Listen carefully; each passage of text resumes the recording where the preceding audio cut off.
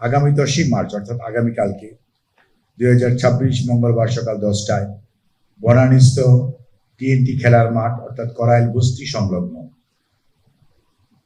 গণপ্রজাতন্ত্রী বাংলাদেশ সরকারের মাননীয় প্রধানমন্ত্রী ইনশাআল্লাহ ফ্যামিলি কার্ডের শুভ উদ্বোধন করবেন। পাইলটিং কর্মসূচিতে প্রথম পর্যায়ে আমরা দেশের 13টি জেলা, 13টি উপজেলা এবং সিটি কর্পোরেশন ইউনিয়নের 15টি ওয়ার্ডে আমরা ফ্যামিলি কার্ড কর্মসূচি বাস্তবায়নের লক্ষ্যে এগিয়ে যাচ্ছি। প্রতিটি ওয়ার্ডে প্রতিটি খানার অর্থাৎ প্রতিটি হাউস হোল্ডের তথ্য সংগ্রহ, যাচাই বাছাই, তালিকা চূড়ান্ত করার লক্ষ্যে ওয়ার্ড, ইউনিয়ন, উপজেলা, জেলা পর্যায়ে বিভিন্ন সরকারি দপ্তরের প্রতিনিধি সমন্বয়ে কমিটি গঠন করা হয়েছে। ওয়ার্ড কমিটি সরেজমিনে প্রতিটি বাড়ি যে পরিবারের আর্থসামাজিক অবস্থা, সদস্য সংখ্যা, শিক্ষা, বাসস্থান, পরিবারের ব্যবহৃত আসবাবপত্র, গৃহস্থালী সামগ্রী, রেমিটেন্স প্রবাহ ইত্যাদি তথ্য সংগ্রহ করেছে। সংগৃহীত তথ্য ইউনিয়ন কমিটি কর্তৃক যাচাই বাছাই করা হয়েছে। ইউনিয়ন কমিটি কর্তৃক যাচাই বাছাইকৃত উপকারভোগীদের চূড়ান্ত তালিকা উপজেলা পর্যায়ে গৃহীত হয়েছে। পাইলটিং পর্যায়ে সারা দেশে মোট 67,854টি নারী প্রধানকে অর্থাৎ পরিবার প্রধানকে তথ্য সংগ্রহে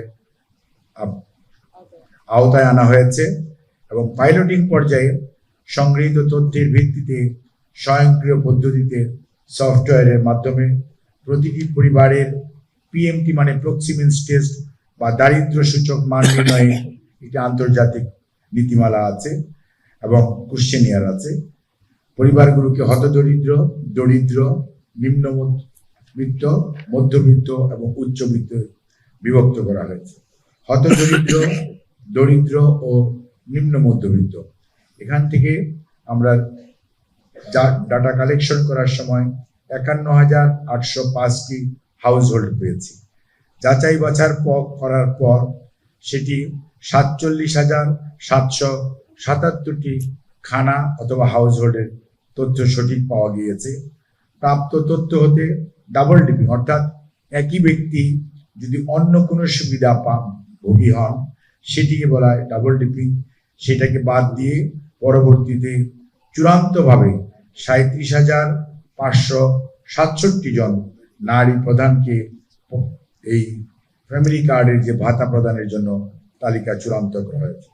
সমগ্র প্রক্রিয়াটি সফটওয়্যারের মাধ্যমে পিএমটি টেস্ট বা দারিদ্র সূচক মানের ভিত্তিতে সম্পন্ন করায় উপকারভোগী নির্বাচনে কোনরূপ দুর্নীতি, স্বজনপ্রীতি বা ম্যানুয়াল হস্তক্ষেপের কোনো অবকাশ নেই এবং এই পদ্ধতিটি ইউনিভার্সাল অর্থাৎ কোনো টার্গেট ওরিয়েন্টেড কোনো সিলেকশন এখানে হয়নি। ফ্যামিলি কার্ডের আওতায় প্রতিটি নারী প্রধানের পরিবারে একটি করে আধুনিক কার্ড পাবেন। সেই কার্ডগুলি হবে কন্ট্যাক্টলেস চিপ সম্বলিত কার্ড, যেটার মধ্যে কিউআর কোড থাকবে। কিউআর কোডের সাথে বারকোডটাও ইনকর্পোরেটেড আছে এবং এনএফসি যে প্রযুক্তি সেটিও ব্যবহার করা হয়েছে। ফলে কার্ডটি নিরাপদ, দীর্ঘস্থায়ী, সহজে ব্যবহারযোগ্য এবং কোনো একটি পরিবারের 5 জন সদস্য যদি থাকেন তাহলে ওনারা একটি ফ্যামিলি কার্ড পাবে।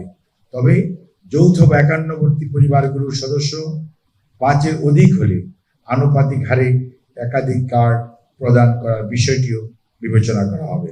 ফ্যামিলি কার্ডের জন্য নির্বাচিত নারী গৃহপ্রধান যদি কোনো সরকারি ভাতা সহায়তা পান সেক্ষেত্রে সেই সকল বিদ্যমান সুবিধা বাতিল হিসাবে গণ্য হবে।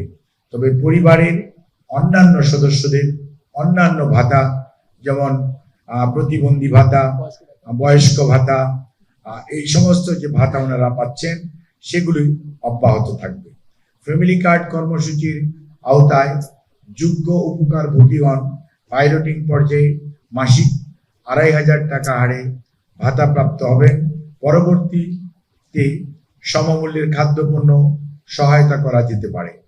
পাইলটিং পর্যায়ে কোনো পরিবারের কোনো সদস্য সরকারি, স্বায়ত্তশাসিত রাষ্ট্রায়ত্ত প্রতিষ্ঠান হতে বেতন, ভাতা, অনুদান, পেনশন পেয়ে থাকলে, নারী পরিবার প্রধান এমপিওভুক্ত প্রতিষ্ঠানের শিক্ষক বা কর্মচারী হিসাবে চাকরিরত থাকলে উক্ত পরিবারের ভাতা প্রাপ্তির যোগ্যতা বিবেচিত হবেন না, অর্থাৎ উনি পাবেন না। এছাড়াও পাইলটিং পর্যায়ে কোনো পরিবারের নামে বাণিজ্যিক লাইসেন্স বা বড় ব্যবসা প্রতিষ্ঠান থাকলে, অথবা বিলাসবহুল কোনো সম্পদের মালিক হলে, অথবা 5 লক্ষ টাকার সঞ্চয়পত্র থাকলে উক্ত পরিবার ভাতা প্রাপ্তির জন্য যোগ্য বিবেচিত হবেন না। এগুলো কথা যোগ করতে হয়েছে এ কারণে, যেহেতু এটি একটি ইউনিভার্সাল পদ্ধতি, সবাইকে এটির আওতায় আনা হবে, কাজেই এক্সক্লুশন ক্রাইটেরিয়াতে কিভাবে তখন ওনারা অটোমেটিক্যালি বাদ করবেন সেটি আপনাদেরকে বলে দেওয়া হচ্ছে। সামাজিক নিরাপত্তা খাতে সমাজ কল্যাণ মন্ত্রণালয়ে বরাদ্দকৃত অর্থ হতে ফ্যামিলি কার্ড ভাতা G2P অর্থাৎ গভর্নমেন্ট টু পারসন পদ্ধতিতে সরাসরি সুবিধাভোগী নারীর পছন্দ অনুযায়ী তার মোবাইল ওয়ালেট অথবা ব্যাংক অ্যাকাউন্টে জমা হবে। তথ্য সংগ্রহকালীন সময়েই উপকারভোগীদের মোবাইল ওয়ালেট এবং ব্যাংক অ্যাকাউন্টের তথ্য সংগ্রহ করা হয়েছে। এতে করে কোনো প্রকার বিলম্ব, ভুল অ্যাকাউন্টে জমা বা কোনো প্রকার হস্তক্ষেপ ব্যতীত উপকারভোগীগণ ঘরে বসেই সরাসরি সরকার হতে ভাতা প্রাপ্ত হবেন। পাইলটিং পর্যায়ে ফ্যামিলি কার্ড বাস্তবায়নের লক্ষ্যে জুন 26 সময়ের জন্য এ পর্যন্ত 38 কোটি টাকা বরাদ্দ রাখা হয়েছে, যার মধ্যে 25 কোটি টাকারও অধিক অর্থাৎ 67% টাকা সরাসরি নগদ সহায়তা প্রদান করা হবে, আর 33% টাকা কর্মসূচি বাস্তবায়নের লক্ষ্যে তথ্য সংগ্রহ, অনলাইন সিস্টেম, কার্ড প্রস্তুতি ইত্যাদি ব্যবহারের জন্য খরচ হবে। ফ্যামিলি কার্ড পাইলটিং বাস্তবায়ন গাইডলাইন 2026 প্রণয়ন করা হয়েছে এবং এটি গ্রহণ করা হয়েছে।